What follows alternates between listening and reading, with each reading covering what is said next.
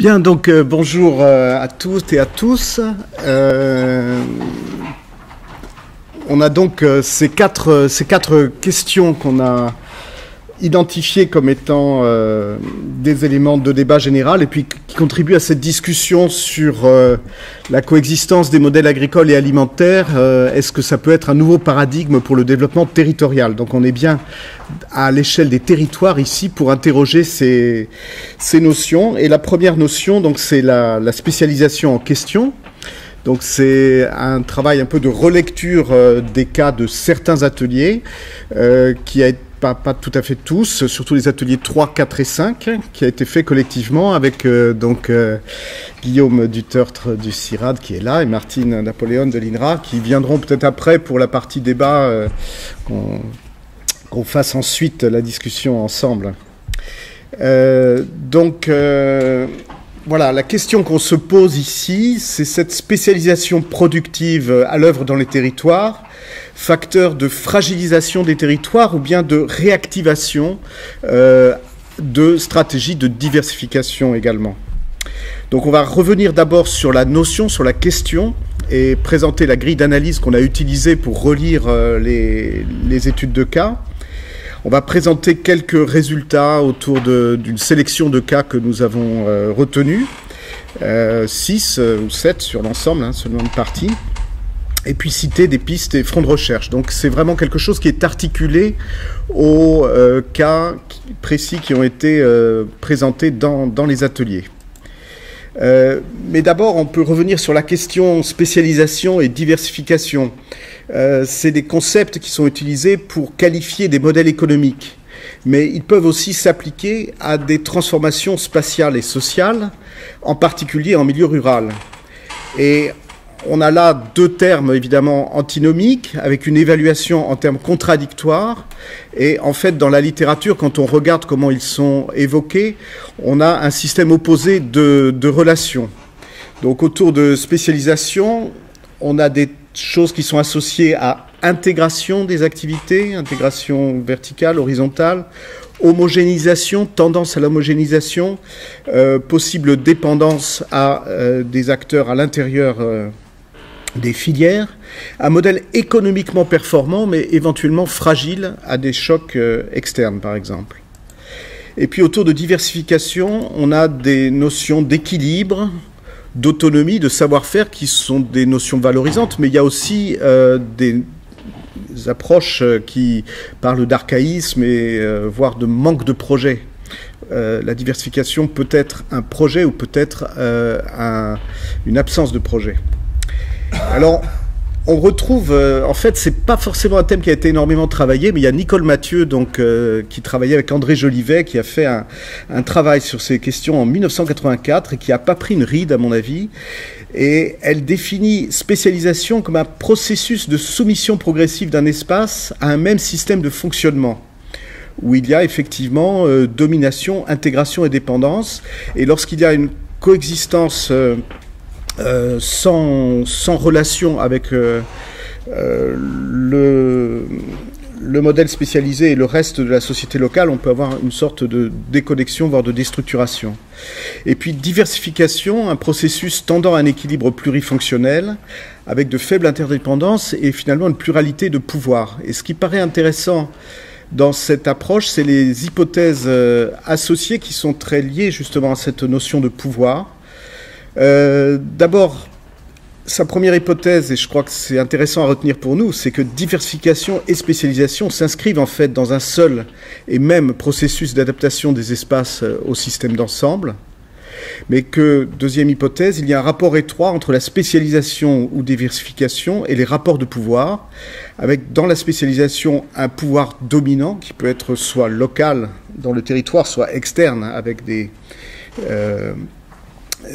intervenants ou des projets extérieurs, tandis que la diversification est le reflet de pouvoirs partagés, de modalités partagées d'organisation des activités économiques dans le territoire, ou bien d'absence de projet. Voilà, alors une fois qu'on a posé un petit peu la notion de quelle diversité et spécialisation parle-t-on dans les cas que nous avons relus, donc on a effectivement plusieurs échelles, il faut le rappeler rapidement. Diversité, spécialisation dans l'unité de production agricole, que ce soit les structures de production. On a rencontré des fermes familiales, du salariat, des coopératives, des itinéraires techniques, biologiques, agroécologiques, itinéraires intensifs. Diversité, spécialisation des spéculations agricoles. On a parfois monoactivité, des exploitations mixtes. On a un autre niveau d'intégration, ce sont les filières, avec spécialisation ou diversité dans les modèles de mise en marché, débouchés, circuits courts ou à longue distance, diversité des modes de transformation des produits à la ferme, industrielle, artisanale, des modes de coordination, quel type d'acteurs, quel type de contrat dans les chaînes de valeur. Nous nous situons aussi dans les exemples de format, dans des diversités en termes d'alimentation. On voit l'importance en fait de l'évolution de la demande et des modes d'alimentation dans ce qui se passe dans les territoires, qu'il s'agisse des produits ou types de produits consommés, des lieux et des pratiques d'achat, le rôle des grandes surfaces, des réseaux de distributeurs, les marchés, voire les AMAP, les formes et usages d'achat et de consommation. Et puis dans les territoires, on a des territoires avec une spécialisation des paysages, vignes, floriculture, forêt, ou bien des bassins laitiers avec des bassins de floriculture, donc une spécialisation d'activités productives. Et on peut avoir aussi la présence renforçant la diversité ou la spécialisation d'associations, d'organisations de producteurs, les organismes de défense des produits labellisés sous indication géographique, par exemple, jouent un rôle important. Et de façon générale, en fait, derrière spécialisation et diversité, il y a des modèles, des représentations, des visions différentes. Les représentations que se font les acteurs eux-mêmes de la réalité, y compris les acteurs étatiques qui ont un rôle important dans l'évolution finalement des territoires par les initiatives qu'ils soutiennent ou non. Également la vision portée par les normes et les standards de qualité et finalement des modèles de développement qui sous-tendent l'action publique et privée. Donc en fait ça ramène à la question aussi de savoir si on pense l'avenir en termes de diversité ou de spécialisation, en termes d'une vision ou de plusieurs. Donc voici les cas concrets sur lesquels nous nous sommes appuyés. Alors, c'est un peu difficile de les résumer en une phrase, mais chacun de ces cas porte une dimension d'explicitation des logiques de diversification et de spécialisation. Jean-Paul Duboeuf parle de la représentation sociale de l'action publique et de son importance sur ce qui se passe dans des arrière-pays méditerranéens que sont le Maroc et la Corse, avec notamment, dans le cas du Maroc par exemple, une vision duale avec un pilier 1 qui est complètement orienté vers une agriculture productive et rentable et un pilier 2 qui est scindé et qui a vocation plus sociale. Et donc, c'est plutôt une spécialisation des espaces et des projets qu'une diversification. Éric Penaud nous a parlé de la filière girofle à Madagascar en montrant à quel point cette filière extrêmement branchée sur le marché mondial est d'une part associée localement à des enjeux de sécurité alimentaire vivrière et puis aussi comment cette filière est finalement se développe dans une logique de gouvernance totalement privée, avec curieusement une ignorance politique de la part de l'État des enjeux. Et donc on a là une spécialisation qui se développe directement en prise avec des acteurs privés internationaux. Claire Cerdan nous a parlé de territoires avicoles au Brésil, avec justement des territoires fortement spécialisés qui ont vécu des crises de marché et qui, à partir de cette spécialisation, engendrent une rediversification vers des produits avicoles de qualité qui finalement, tout en gardant une matrice centrale, rediversifient la région tout en restant dans une trajectoire, dans un itinéraire, un sentier technologique, disons. Paola Roman et Pierre Gasselin nous ont parlé du système alimentaire territorial Cayambi en Équateur, un système paysan qui évolue vers la spécialisation d'abord par les bassins laitiers, ensuite vers la floriculture, engendrant finalement une perte d'autonomie alimentaire par la spécialisation, par le salariat et finalement une remise en cause peut-être du statut de paysan. Martine Napoléon et ses co-auteurs ont travaillé sur une très large étude de comparaison de 7 bassins laitiers dans le monde en montrant la diversité des évolutions, des trajectoires à l'intérieur de ces bassins laitiers. Donc il y a certes une spécialisation productive, mais aussi des formes très, très diverses d'articulation et en s'appuyant sur les pratiques alimentaires, justement une rediversification possible des modes de production, de transformation et de vente. Guillaume Dutertre a pris l'exemple du secteur élevage au Vietnam pour montrer un secteur agricole en voie d'industrialisation avec un fort soutien de l'État à une vision avec une projection très ambitieuse d'un système spécialisé.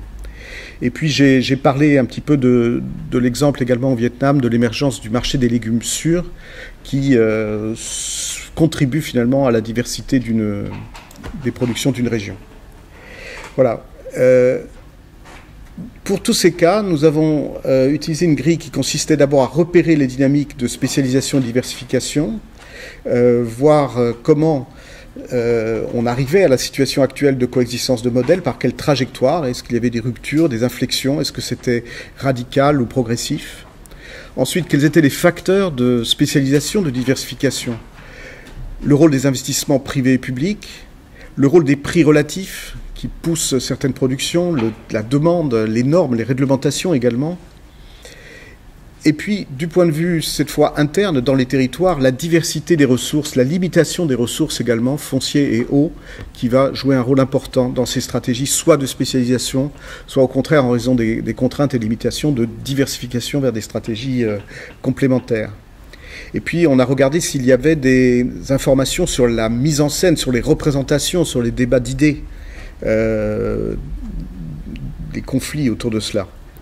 On a essayé de voir si on avait des éléments d'évaluation des effets et impacts des dynamiques, et puis se poser la question que disaient les papiers sur comment accompagner ces formes vers davantage de durabilité. Alors, les premiers résultats, d'abord, les dynamiques en cours de spécialisation. On voit effectivement une spécialisation productive observée très fréquemment dans de nombreux cas au niveau de la ferme, Équateur, floriculture, Vietnam, produits laitiers, au niveau des territoires, notamment les bassins laitiers et d'autres cas. Cette spécialisation, elle est quand même facteur génératrice de gains économiques et de changements techniques tout à fait significatifs pour les unités de production avec des économies d'échelle, pour les territoires avec des économies de proximité, l'installation de services ou d'industries. Et pour les industries, elle est également fonctionnelle puisqu'elle produit aussi de la production de masse, une fluidité des relations. Cette spécialisation, elle est donc façonnée par les règles d'accès aux ressources, notamment le foncier, les règles d'accès au marché, les représentations que les acteurs politiques se font de cette diversité, et puis l'action collective, car les acteurs des territoires sont moteurs très souvent dans ces dynamiques de spécialisation. Voilà, alors qu'est-ce qu'on observe finalement? C'est que dans cette dynamique, les marchés sont générateurs des dynamiques de spécialisation et de diversification. Qu'il s'agisse de la girofle à Madagascar, encore une fois de la floriculture en Équateur, de l'élevage dans le Santa Catarina, le rôle des grandes surfaces. Les territoires sont aussi facteurs de spécialisation et de diversification. Et en fait, il y a des spécialisations locales, mais on a peut-être des modèles différents. On a des spécialisations un petit peu factorielles, et puis on a des spécialisations qui engendrent une certaine diversité et des rebonds, des répliques, des aspirations différentes où, en partant d'un métier commun, en partant de ressources bien exprimées localement, on développe des stratégies nouvelles. Et on peut même dire que la spécialisation réussie à un certain niveau exige une certaine diversité de métiers et de formes de production pour perdurer. Donc on aurait peut-être une spécialisation dure et une spécialisation souple. Quel bilan des cas présentés également? Il y a quand même autour de la spécialisation des risques d'exclusion liés à la perte de diversité. C'est le cas de l'équateur, de la floriculture, de ce modèle qui n'entraîne pas tout le monde dans son sillage. Il y a des effets de résilience liés à la diversité. C'est une hypothèse à creuser, la diversité source de résilience. Quel devenir des territoires qui sont entraînés dans un modèle de spécialisation par l'intégration? Mais on a aussi des modèles de spécialisation donc plus souples. Je reviens sur cette idée. Peut-être que dans la spécialisation, il faudrait voir avec des nuances. Je crois que l'exemple du Santa Catarina est très intéressant pour ça, puisqu'on a un territoire avicole qui a été dans une logique d'intégration industrielle par des très grandes firmes qui ont eu des stratégies différentes, délocalisation vers des zones de production de céréales plus lointaines et renouveau finalement de la production avicole locale en gardant cette dépendance de sentier, si on veut, sur l'aviculture, mais en redéveloppant sur des marchés de poulets fermiers, sur des modes de commercialisation différents. Une situation fréquente qu'on retrouve assez souvent finalement, c'est une sorte de coexistence passive entre modèles. On vit à côté sur des marchés différents en exploitant des ressources locales. Les liens directs sont faibles, mais dans l'aspect prospectif, plusieurs papiers expliquent qu'il y a une compétition possible sur les ressources et les ressources rares. La main-d'œuvre pour la floriculture en Équateur qui finalement fait obstacle aux cultures vivrières, l'eau dans un certain nombre de cas qui n'étaient pas dans notre échantillon, mais la présentation de Pinto sur le Portugal ou le papier sur Pise. Dans le Santa Catarina aussi, il y a des enjeux environnementaux. Le lait au Vietnam, on voit que le foncier est un facteur très limitant. Donc c'est une compétition qui se joue sur les ressources.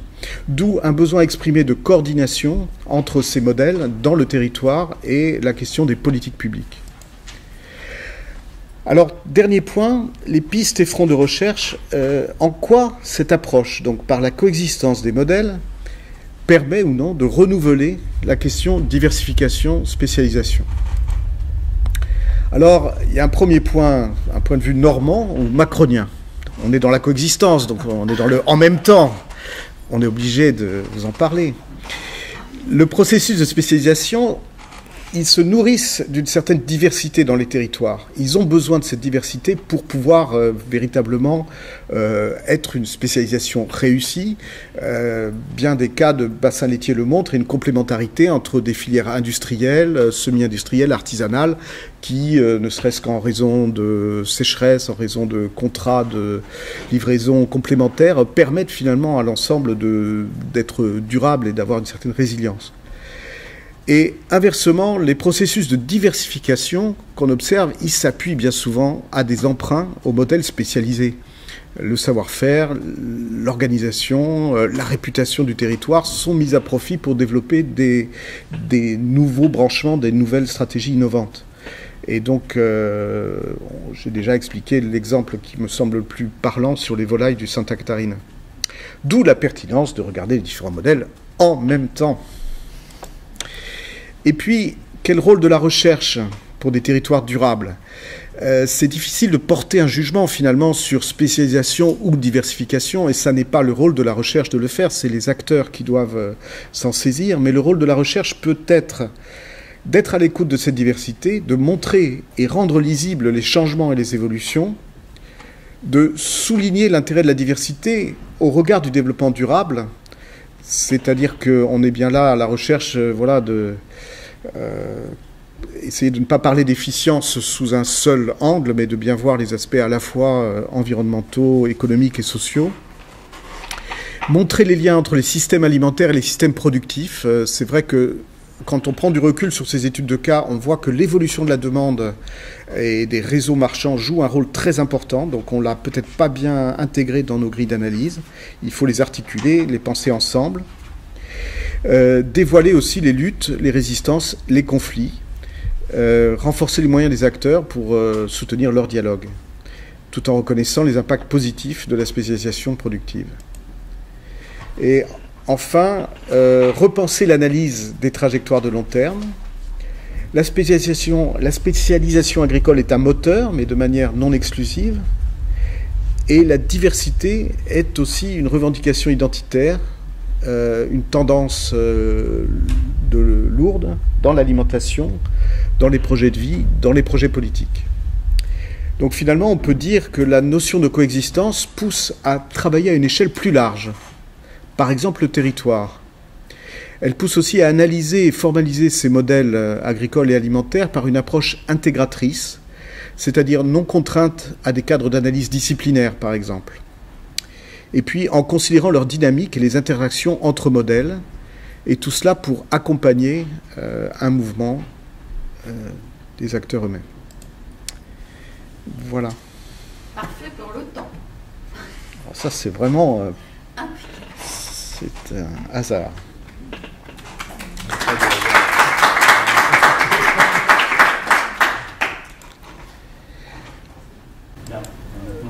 Peut-être que Martine et Guillaume, si vous pouvez venir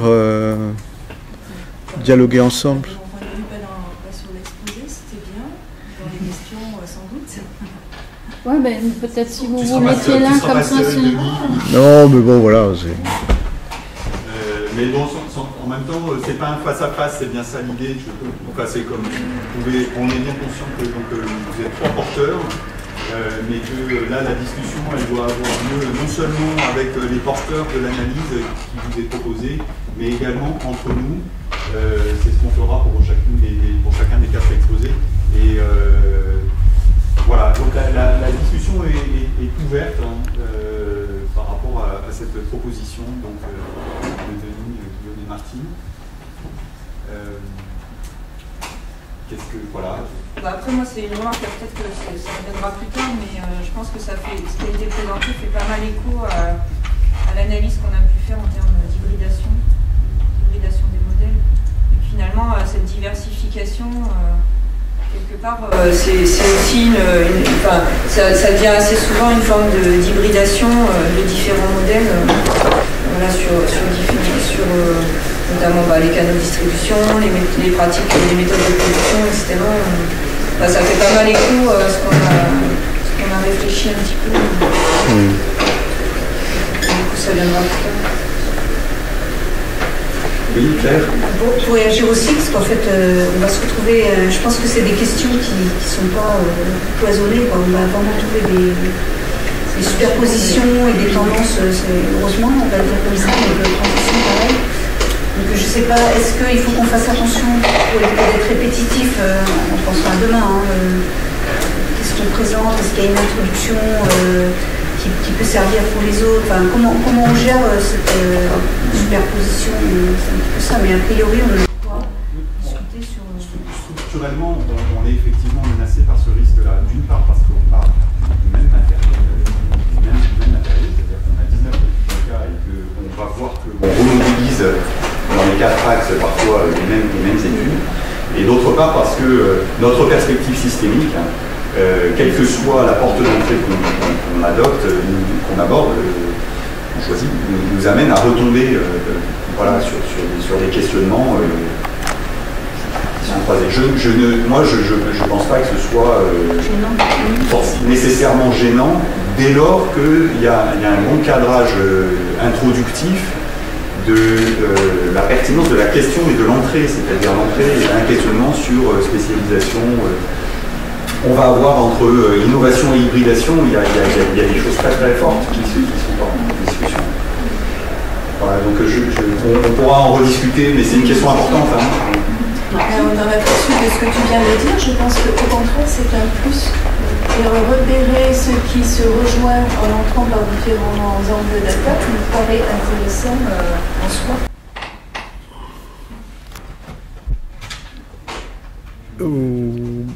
on le verra mieux. C'est bien d'avoir cette occasion de présenter les 4 thèmes maintenant. On le verra mieux effectivement en fin de journée, et peut-être il faudra accentuer les angles un petit peu, gommer un peu des choses qui sont trop borderline, et puis forcer un petit peu sur le sujet, oui.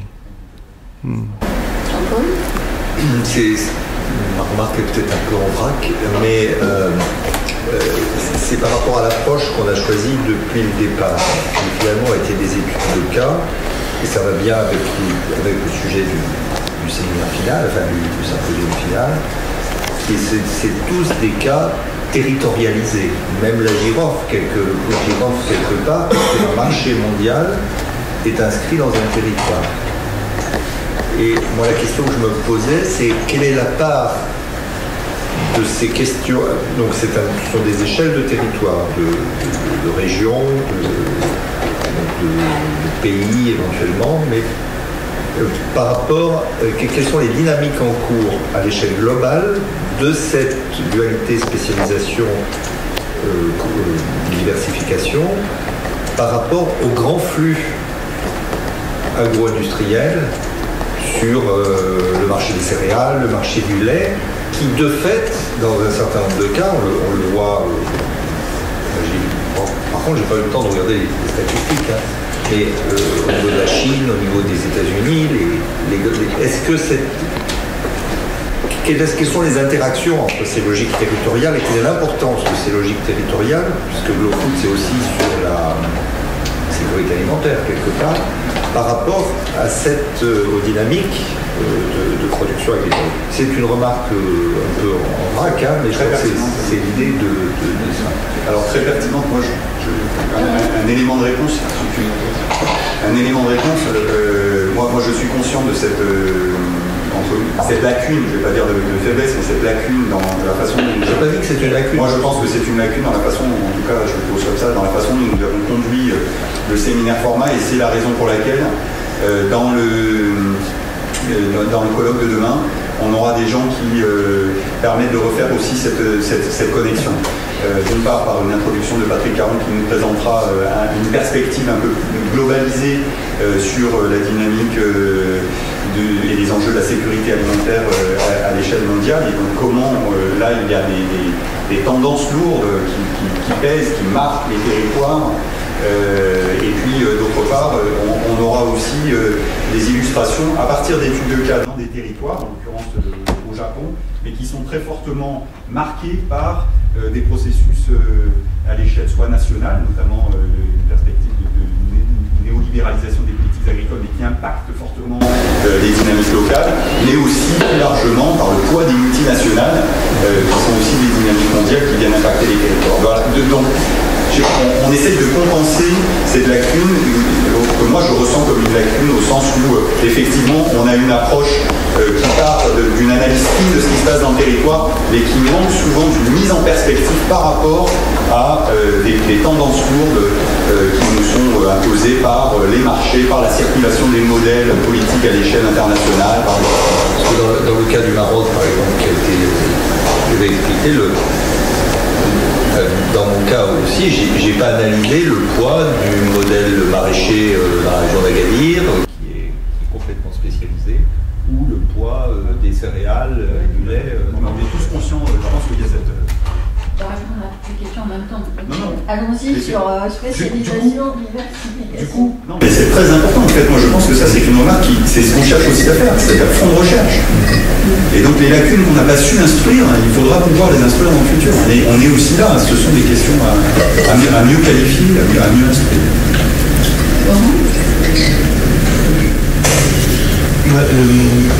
J'avais un questionnement, je n'ai pas saisi le lien par rapport à l'articulation des deux en coexistence passive dans ta série de diapos, où tu arrivais à une conclusion, d'où le besoin de coordination. Et ça, soit j'ai pas bien entendu l'argumentation, soit je l'ai pas vu. Oui, peut-être c'était...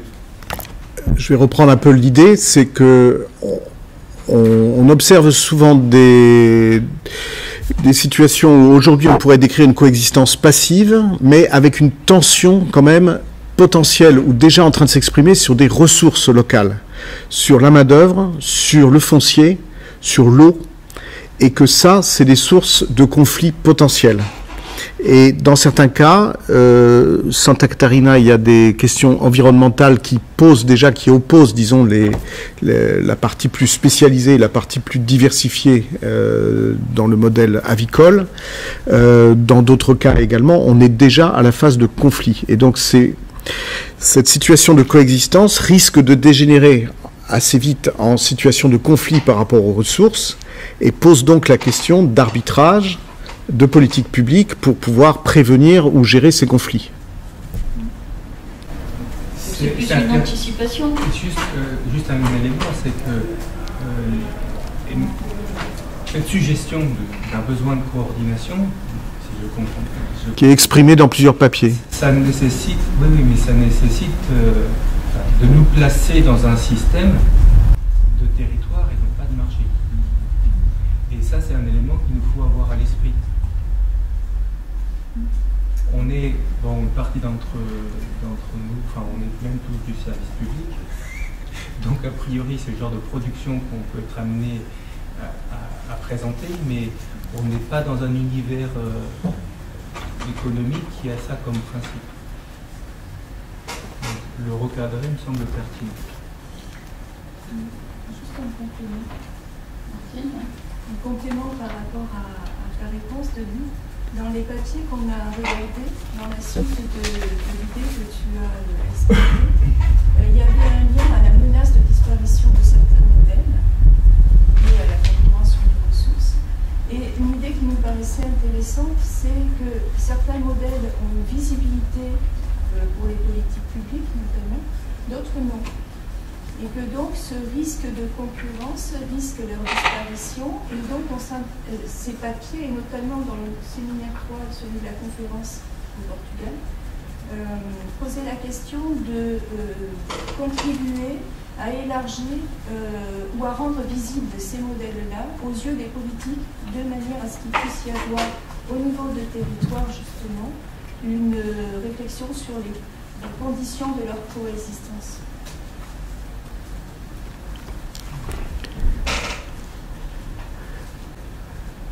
Je reviendrai volontiers sur la remarque de Pierre là sur les cas. C'est vrai qu'en relisant les cas, on part de ces cas pour chercher les éléments d'analyse sur spécialisation ou diversification.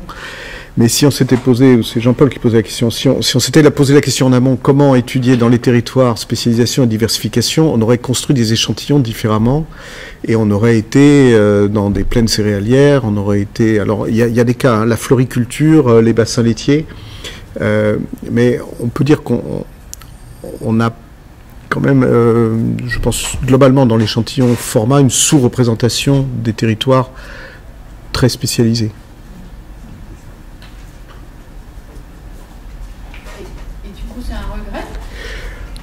Par rapport à cette question-là, on se dit que voilà, on analyse des éléments de spécialisation, mais enfin si on avait eu un cas carrément au cœur de la pampa argentine retransformée en soja, on aurait eu là quelque chose d'extrêmement fort en termes de... On aurait parlé du débat sur l'hégémonie. Oui.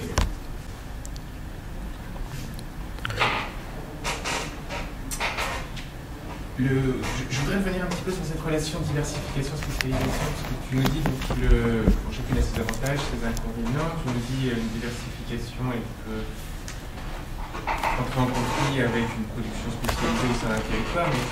Donc, tu conçois bien aussi les deux formes de diversification possibles, c'est-à-dire que diversification au sein d'un territoire, c'est soit l'introduction d'une nouvelle filière, soit finalement l'introduction d'un nouveau modèle de production ou d'échange dans une même filière. Faire du bio dans un bassin conventionnel, c'est aussi une forme de diversification.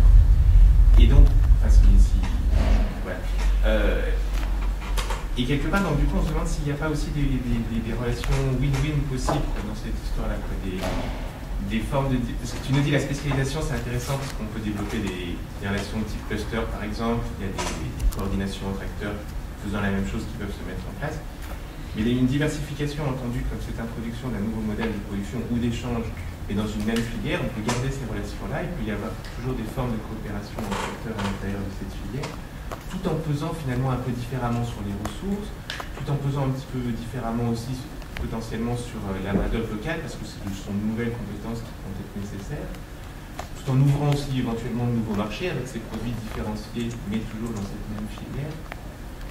Donc je me demandais voilà, si finalement la diversification, entendue encore une fois comme pas forcément l'introduction d'une nouvelle activité, d'une nouvelle filière, mais d'un nouveau modèle dans la même filière,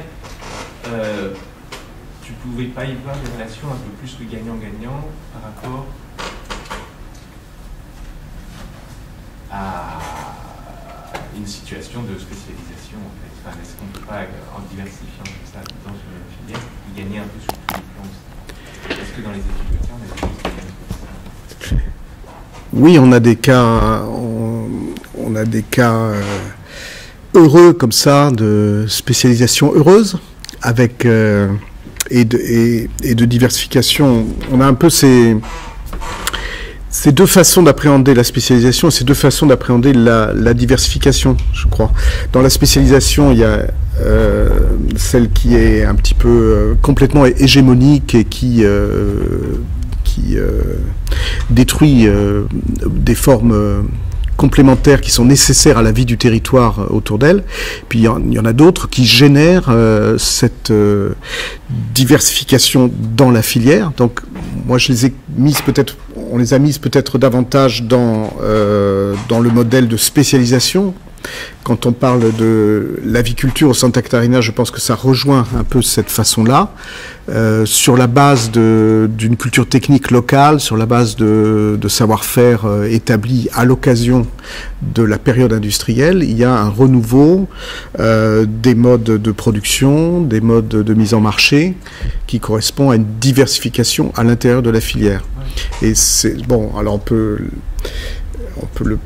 l'appeler spécialisation souple ou flexible, ou l'appeler diversification à l'intérieur de la filière. Je crois que ça correspond un peu à cette modalité-là. Il y a donc deux formes de spécialisation. Et puis dans la diversification, il y a aussi peut-être deux façons. Moi, c'est le papier de Nicole Mathieu qui attire l'attention là-dessus, en disant il y a une diversification qui est choisie, qui est construite, qui est volontaire à base d'actions collectives, en voyant des nouvelles perspectives, et qui correspond à différents pouvoirs partagés sur le territoire et des lieux d'initiative pluralistes. Mais il y a aussi des territoires où il y a une diversification par défaut, peut-être, par manque de projets ou par manque de dynamique, et où finalement chacun doit organiser quelque chose d'un petit peu différent et disjoint. Si je peux me permettre d'interférer. Moi, du coup, ça me pose un peu deux questions, peut-être d'ordre plus méthodo, mais qui renvoient à ça. Tu as parlé de diversification et tu as parlé d'autres fois de diversité. Et pour moi, c'est pas du tout la même chose. Diversification, c'est bien le processus. Et c'est pas la même chose que de constater la diversité des formes. Et donc, je me disais, est-ce qu'il faut pas qu'on fasse attention à quand est-ce qu'on parle du processus, etc. Et puis, l'autre point, c'est que je trouve qu'il y a... J'ai l'impression que ça marche toujours... Enfin, que... Quand on regarde une spécialisation à une échelle donnée, c'est peut-être produit par une diversification à une autre échelle. Et je trouve que dans les exemples que vous donnez, on voit souvent passer la spécialisation dans une filière, mais du coup, ça fait une forme de diversification. Et donc, on parle pas au même niveau. Et donc, il faudrait vraiment qu'on arrive à spécifier à quelle échelle on est et sur quel type d'objet supporte la diversification ou porte la spécialisation. Oula, il y a trois drôles. Y compris finalement aussi sur le pas de temps qu'on retient, parce que est-ce que la spécialisation qu'on observe, vous avez parlé du temps long, est-ce que la spécialisation qu'on observe aujourd'hui finalement, à partir de quand il y a eu spécialisation et qu'est-ce qu'il y avait avant finalement, à partir de quand on repère et on peut dire qu'il y a effectivement spécialisation. Qu'est-ce qui est antérieur, enfin... Oui.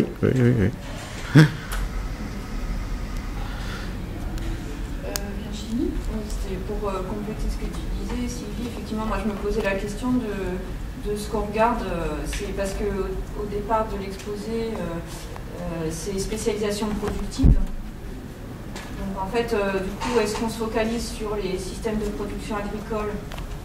Sauf qu'en fait, en conclusion, une des conclusions, c'est de dire finalement, il ne faut pas regarder que les acteurs de la production agricole, mais il faut regarder tout ce qui se passe après aussi, prendre en compte aussi. Et d'ailleurs, dans l'exposé, cette diversification, elle ressort de la part des autres acteurs du système alimentaire tout au long de la chaîne, en fait.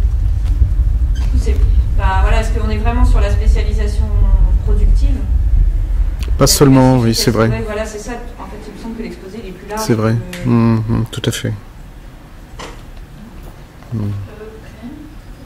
C'est pour réagir, parce qu'effectivement, alors on peut peut-être rappeler que les études de cas, elles avaient quand même montré un territoire, etc. Donc effectivement, on s'est positionné à une échelle donnée. Mais si on regarde le cas de Santa Catarina, par exemple, on observe dans la spécialisation, dans la filière spécialisée, en fait, pour se maintenir et être de plus en plus spécialisée, elle a diversifié ses activités. Pour être de plus en plus spécialisée sur les produits, les porcs et les volailles, en fait, ils se sont diversifiés en offrant en devenant des experts en intrants alimentaires, etc. Donc il y a eu dans la filière, on pourrait dire spécialisée, un processus de diversification. Mais finalement, ce n'était pas tellement ça qui nous intéressait à discuter, c'était plus la spécialisation, donc filière agricole, les grandes industries, versus l'émergence d'autres formes de commercialisation. Donc en fait, on s'est mis commercialisation d'autres produits et d'autres formes d'organisation, de mise en marché, etc. Mais sur le même secteur avicole. Qui n'est pas uniquement dans le secteur agricole, qui est beaucoup plus large. Mais effectivement, il y a un élément qui faisait c'est un ensemble très divers. Donc effectivement, il y a des poulets, mais pas que des poulets, du lait, etc. Donc il y a un processus de diversification au niveau du territoire, avec la présence de filières très spécialisées, mais qui ont aussi leur logique de diversification. Donc c'est pour ça qu'il faut faire très attention, en effet, à quelle échelle on se situe pour parler des processus de spécialisation et de diversification. Sinon, on va avoir une liste un peu de choses qui arrivent en même temps. Oui, pour revenir sur la question de Stéphane, sur finalement, est-ce qu'une diversification à l'intérieur d'une filière, ça procède du renforcement de cette filière spécialisée en fait? C'est en gros, est-ce que faire du lait bio en Bretagne, finalement, ça renforce la filière laitière en Bretagne ou pas? C'est intéressant comme remarque. Et du coup, ça permet de souligner en fait les ressorts de l'innovation. On en parlera peut-être plus tard, mais les ressorts de l'innovation comme facteur de diversification au sein justement d'une filière spécialisée.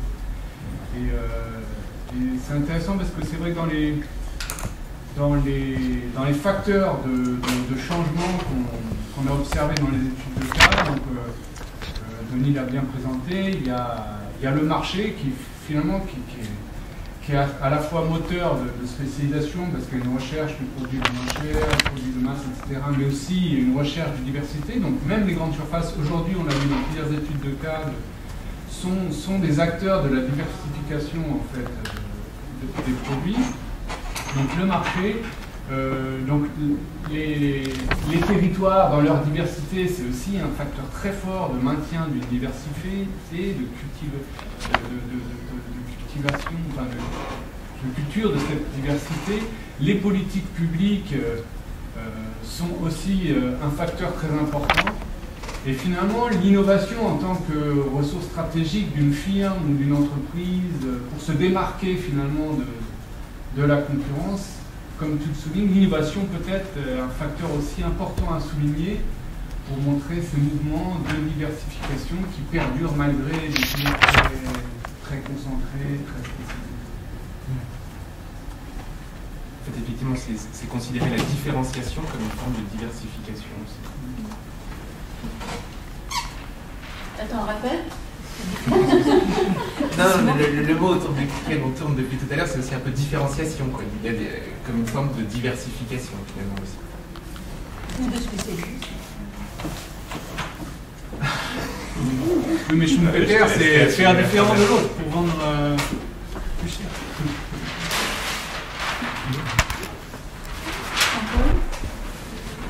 Oui, par rapport à la question de la diversification à l'échelle des territoires, il y a une entrée, un levier possible qui est celui des enjeux environnementaux.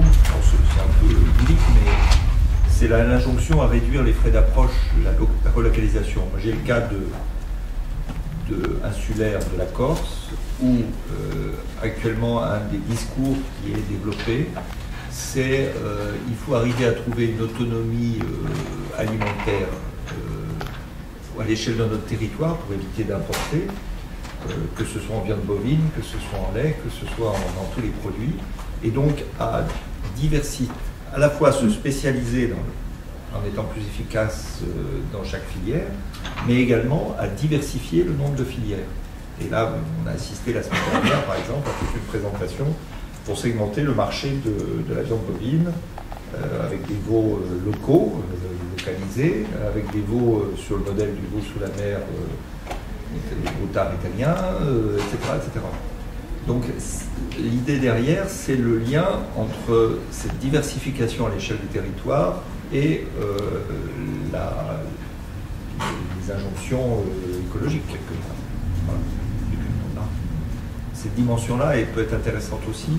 Bon, là, c'est dans un cas bien particulier, où la notion de dehors-dedans est très facile à expliciter, mais elle peut se poser aussi à l'échelle d'un pays, par exemple, qui veut favoriser son autonomie par rapport à l'importation d'autres produits. Maroc pour le lait. Oui, juste dans le prolongement de ce que dit Jean-Paul, ça veut donc dire que dans notre dernière ou avant-dernière diapo, on fait un lien entre le système alimentaire et les dynamiques des territoires et pas que la spécialisation productive. Ça peut être dans les conclusions. Ça abonde de la conclusion que vous avez faite. On avait mis dans la diapo 15, qui est la dernière, montrer les liens entre les systèmes alimentaires et les systèmes productifs. Et donc, dans ce que dit Jean-Paul, il y a un prolongement. Ça peut être des conséquences sur les dynamiques. De reterritorialisation, ou donc de diversification dans le territoire. Marie ? Oui, sur cet aspect-là, justement, je ne sais pas trop bien comment exprimer, mais pour moi, il y a une difficulté à comprendre comment on qualifie quand même le processus de diversification, et je me demande s'il n'y a pas quelque chose, effectivement. Là, on parlait de représentation, de point de vue des acteurs, mais est-ce que nous, en tant que chercheurs, on veut à un moment donné avoir des indicateurs, se dire à partir de tel seuil, on parle de diversification sur un territoire, ou est-ce que c'est plus généralement, avec la diversité des territoires qu'on étudie, se dire là, il y a besoin de qualifier, je ne sais pas comment dire, mais en fonction des enjeux de ce territoire, quelle est la diversification, quels sont les processus en cours? Je ne sais pas si je peux faire Oui, ça pourrait faire partie des pistes d'avenir, parce que bon, il y a des... Là, il faut vraiment définir des échelles, en effet, puis voir quels sont les outils de description déjà qu'on aurait, à commencer par des recensements agricoles, pour voir le degré, l'évolution, l'hétérogénéité dans le territoire de la spécialisation, déjà au niveau des unités de production. Après, il y a des échelles, enfin voilà, il y a beaucoup d'outils possibles. Si on considérait que c'est un enjeu vraiment important, il faudrait poser ces questions. Comment est-ce qu'on va plus loin, et comment est-ce qu'on renseigne, puisqu'on a cité plusieurs échelles, unités de production, filière, territoire, alimentation, comment est-ce qu'à chacune de ces échelles on peut renseigner effectivement spécialisation et diversification, et remplacer ces termes génériques par des propositions d'indicateurs gérables. Peut-être qu'on pourrait mentionner quelque chose. Comprendre les attentes des acteurs de ce territoire. Ou comprendre les attentes. L'enjeu majeur, c'est effectivement la question économique ou la question environnementale. On ne va pas regarder la diversification de la même façon. C'est des seuils d'État, mais c'est des seuils de mouvement. Oui, tout à fait.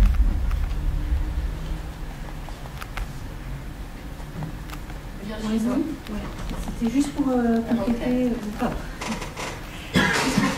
que tout à l'heure on a parlé de coordination et effectivement il y a cet enjeu de représentation et qu'est-ce que souhaitent comment les gens se représentent aussi le problème.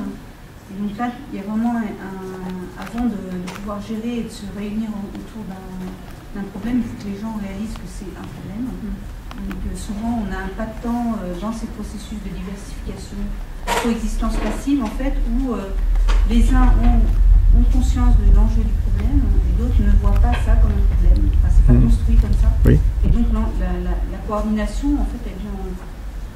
On ne peut faire que coordination dans la mesure où les gens se reproduisent comme un problème ou la recherche d'une solution collective. Ça veut dire qu'il y a un problème qui est identifié, construit et partagé par tous. C'est pour compléter. Moi, c'est une remarque plus globale par rapport aux échelles d'observation. Parce que là, du coup, dans cet exposé, vous parlez des systèmes productifs, du territoire, enfin, des filières et de l'alimentation. Nous, on n'était pas complètement d'accord sur dire il y a les acteurs, des groupes, des réseaux d'acteurs, des filières, le territoire. Et je pense que, enfin moi pour moi, ce que vous mettez dans l'alimentation, en fait, c'est le consommateur et pour moi, il fait partie des filières.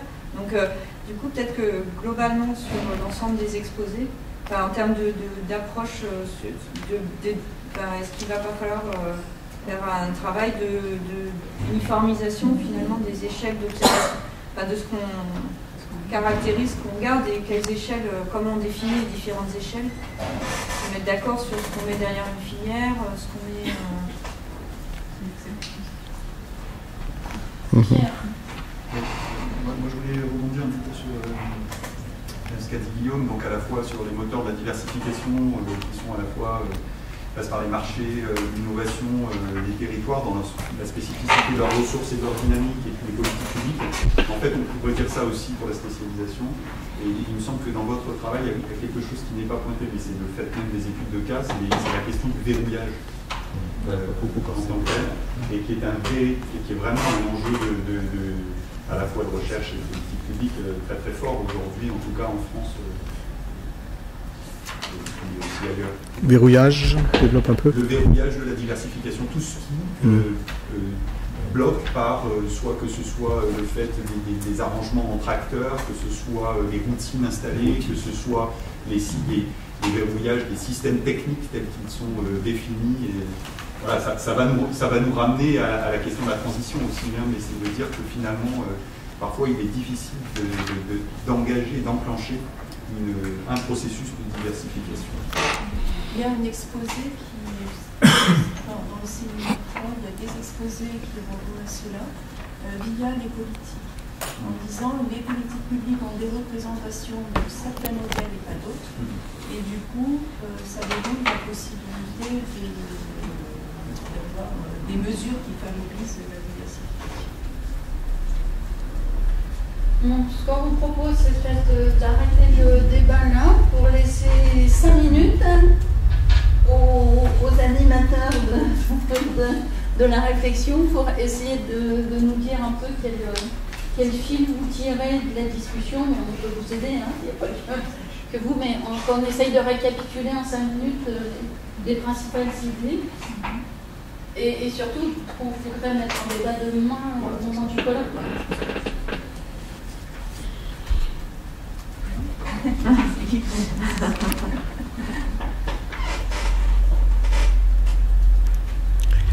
Allez-y, si vous avez des...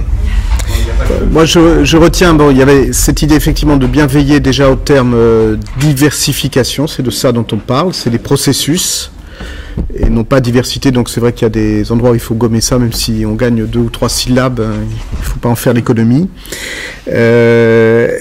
Cette question de préciser, alors on a un peu énuméré des échelles qui sont peut-être pas, on le verra mieux en fin de journée, mais on a énuméré beaucoup d'échelles, et c'est vrai que du coup, il peut y avoir un effet un peu de confusion, mais il nous semble que, en tout cas, il ne faut pas parler seulement de spécialisation productive, mais de spécialisation sur ces différentes échelles, en mentionnant le fait que les exposés traitent quand même de pas de temps et d'échelles géographiques différentes. Essayer d'organiser peut-être ça un peu mieux dans la présentation, si on peut le classer un peu par moment. Et puis parler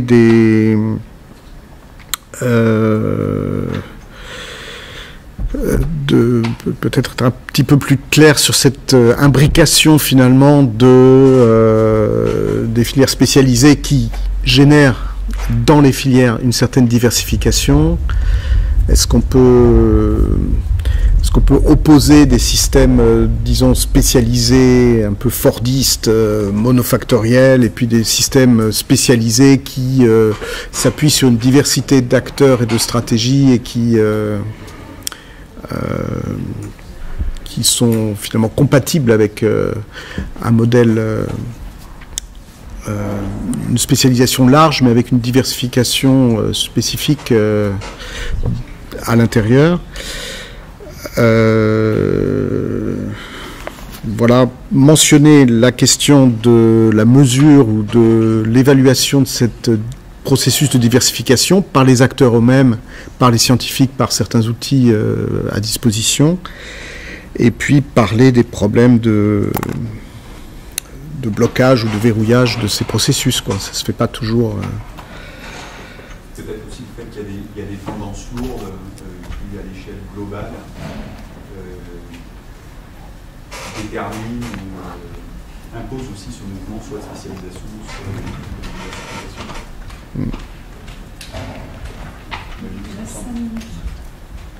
Ça me semble bien. Et puis, Non, il nous reste, on est en retard d'un quart d'heure. Oui, on est en retard d'un quart d'heure. Ouais, 5 minutes, c'est là que c'est fini. Non, mais si on peut gagner 3 minutes vu qu'on a... Non, mais s'il y a d'autres choses à dire... Juste un petit point en plus, c'est de modifier certains diapos et un petit peu le discours pour pas que ce soit centré sur le système productif, mais qu'on voit bien les ouais. cas et pas qu'on a Ok. Juste un petit truc, c'est que tu as repointé, Denis, la question c'était un processus. Donc je suis remonté à les notes que tu avais mis sur les deux définitions. En fait, en spécialisation et diversification, les deux définitions que tu proposes, elles expriment toutes les deux un jugement de valeur. C'est-à-dire que processus de solution commune, et l'autre, c'est processus tendant à l'équilibre. Et là, on a de l'implicite derrière, et qui renvoie à la question que j'évoquais sur un besoin de coordination. Ouais.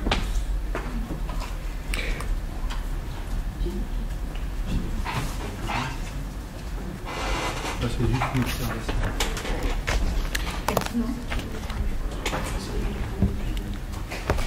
Voilà, oui, ça met beaucoup l'accent sur la question des rapports de pouvoir. Ok.